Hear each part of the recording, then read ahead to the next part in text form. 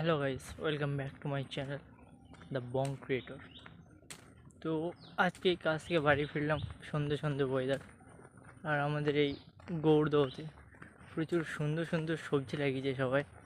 সুন্দর অ্যাকচুয়ালি না, সব সবজি লাগিয়েছে সব বাগানে, বাট খুব সুন্দর চাষ করেছে। চলো সেটাই দেখাচ্ছি। দেখো, এদিকে সব মাঠে ধান ক্ষেত, চারিদিকে সব মাঠে ধান ক্ষেত ভর্তি হয়ে গিয়েছে। বর্ষাকালে চারিদিকে জল আছে, মাঠ ভর্তি ধান হয়েছে।